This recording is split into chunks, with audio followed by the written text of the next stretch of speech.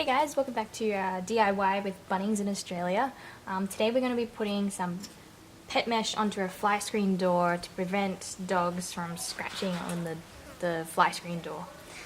We have a rental door, so we don't want this to get damaged, and I figured it's much cheaper to just prevent the damage in the first place rather than having to replace the door when we eventually move out.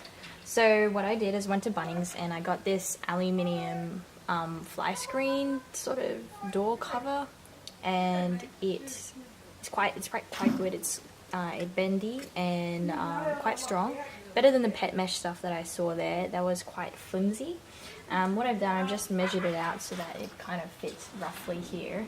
And I've just cut the ends so that it will fit just about the height that the dog probably will reach.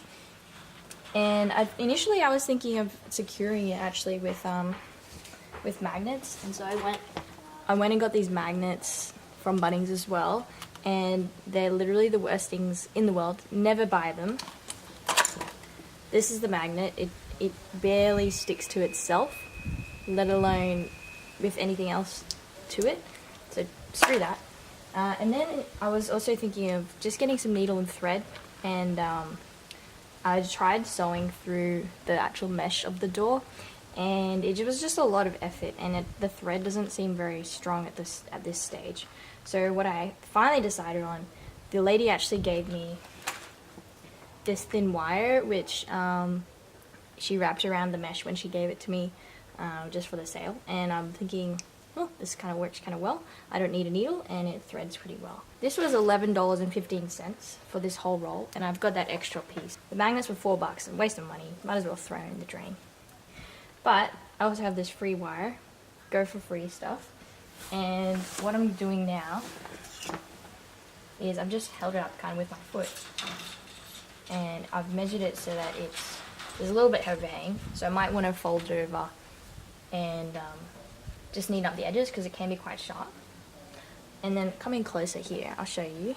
So what I'm doing is getting the end of this, just holding it with my foot down the bottom, and starting off with the rough guide, it just kind of threads itself now. So I discovered that instead of using this flimsy wire, you can get the end of the actual mesh itself, and actually cut off these strings and use them as your tying wire, and it's way stronger than the flimsy stuff that I had before. So this wire here I've tied up down the bottom here, which is the most prominent part where the dog's gonna be scratching. So I'm just using that strong wire here to tie it.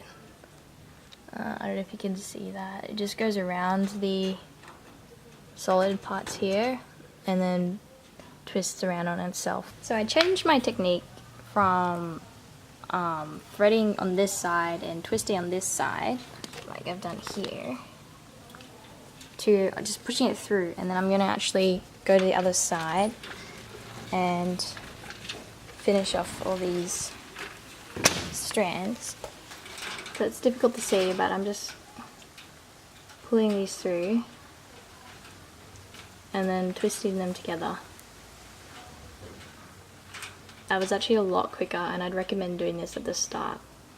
I wasted a lot of time. See, he's already ready to use it. No, I need that. Oh. Just as a side note, did you know you can actually take your pets to Bunnings? And I took my little pup into Bunnings, and it was awesome. It worked really well. I'd recommend. So I'm just tightening up these ones. It gets a bit tight in here. It works. So there you have it. DIY, $11.15 screen door protector. And I've still got all this left over. I might do the other side if it comes to that.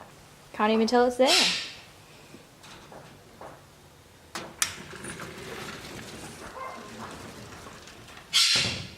You like it?